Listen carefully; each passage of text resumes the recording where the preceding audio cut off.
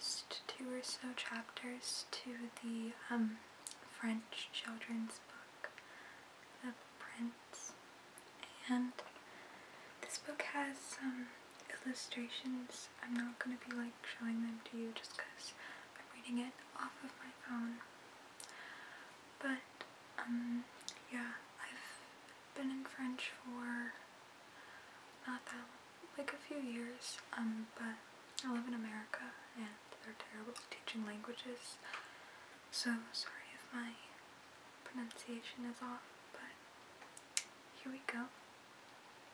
This is The Little Prince by Le Petit Prince by Antoine de Saint-Exupéry.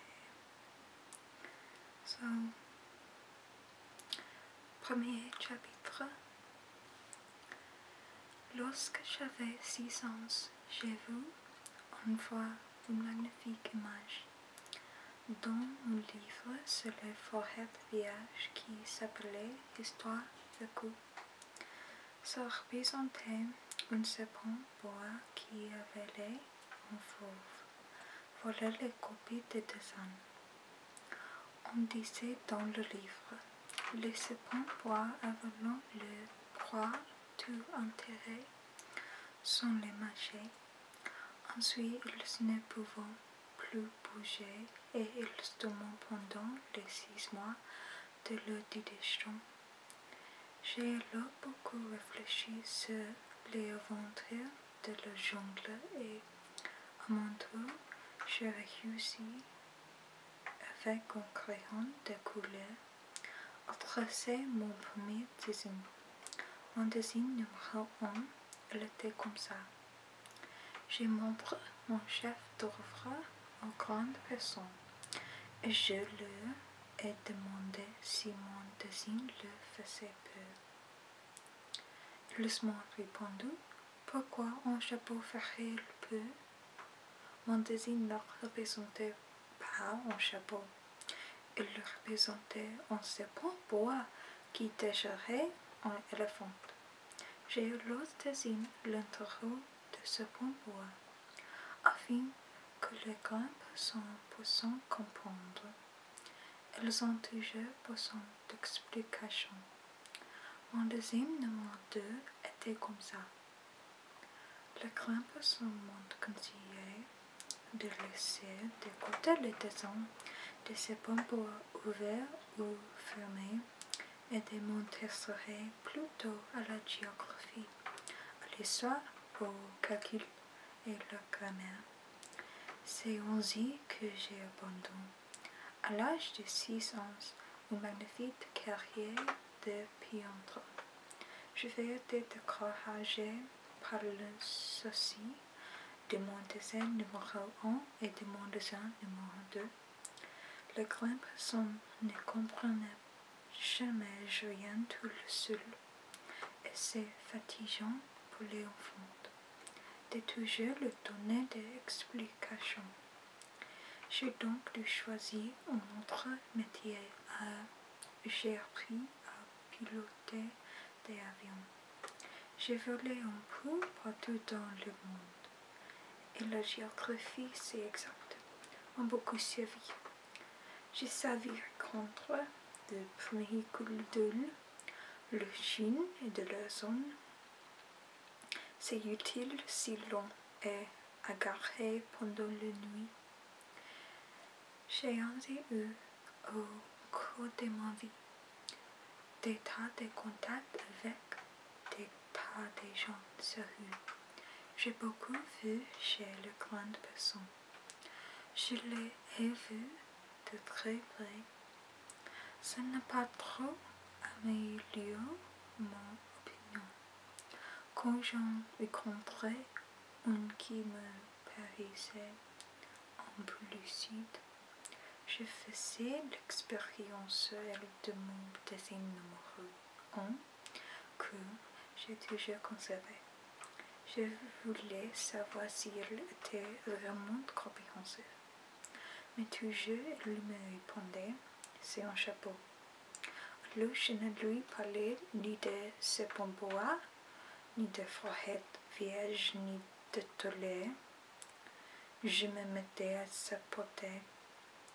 Je lui parlais de bridge, de golf, de politique et de cravates.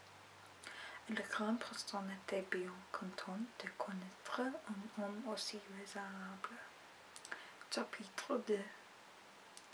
J'ai envie reçu seul, sans personne avec qui parler véritablement, jusqu'à une panne dans le désert du Sahara.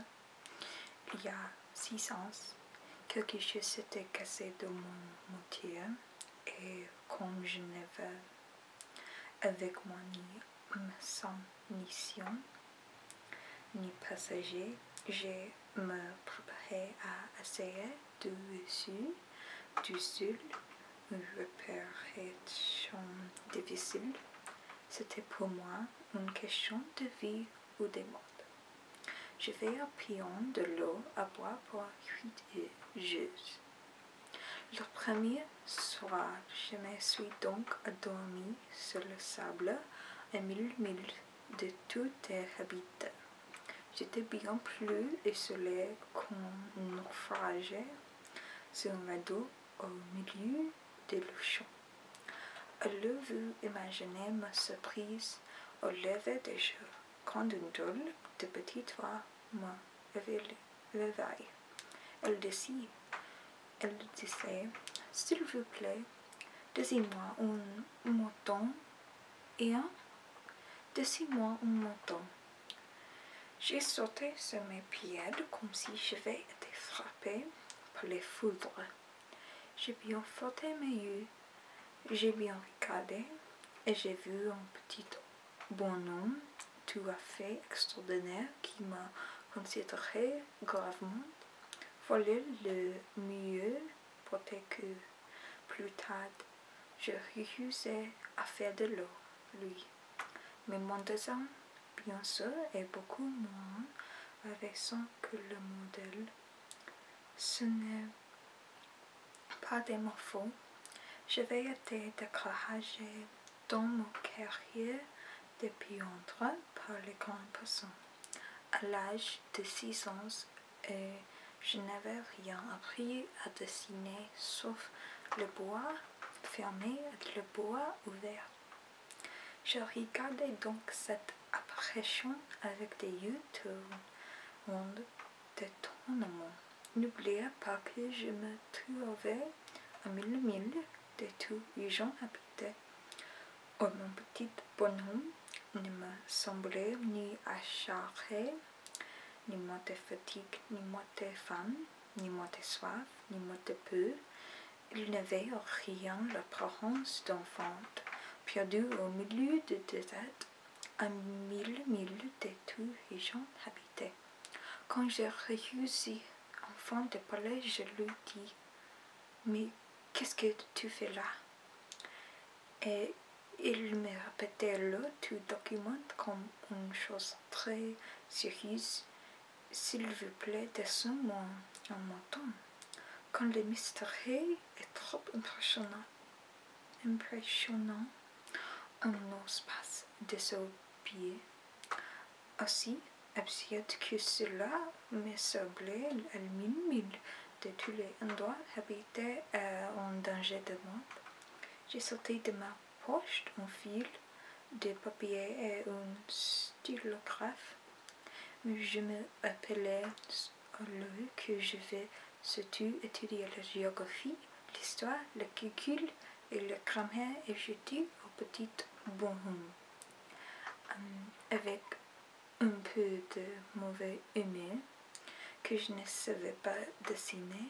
Il me répondit « Ce ne fait rien, dessine-moi un mouton. » Comme je n'avais jamais dessiné un mouton, j'ai refait pour lui un des deux seuls dessins dont j'étais capable, celui de bois fermé, et je fus stupéfait d'entendre le petit bonhomme me répondre « Non, non, je ne veux pas d'un éléphant dans un bois.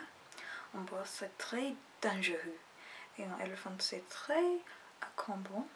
Chez moi c'est tout petit. J'ai besoin d'un mouton, dessine-moi un mouton. » Alors je dessine, il regarde répondit mon puits. Non, celui-là est déjà très malade. Fait un autre. J'ai dessiné. Mon ami sourit gentiment avec indulgence.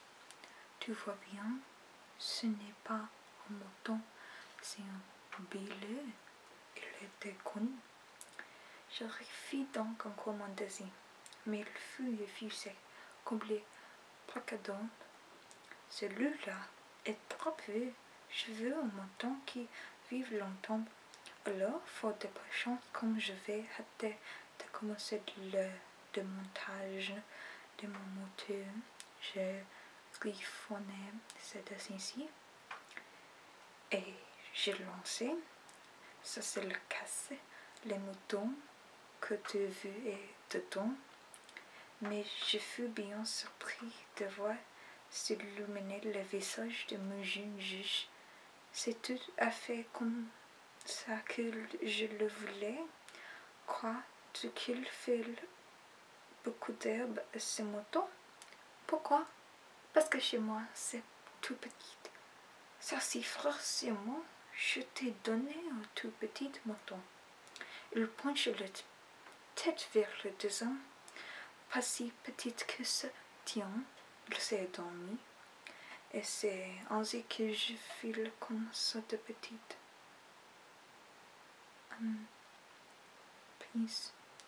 Chapitre 3.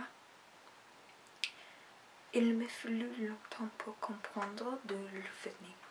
Le petit prince, qui me posait beaucoup de questions, ne semblait jamais attendre les menus miens. Ce sont des mots prononcés par hasard qui, peu à peu, m'ont tout révélé. Ainsi, quand il aperçut pour la première fois mon avion, je ne dessinerai pas mon avion. C'est un dessin beaucoup trop compliqué pour moi.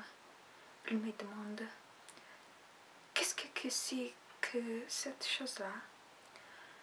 Ce n'est pas une chose, ça vole. C'est un avion, c'est mon avion.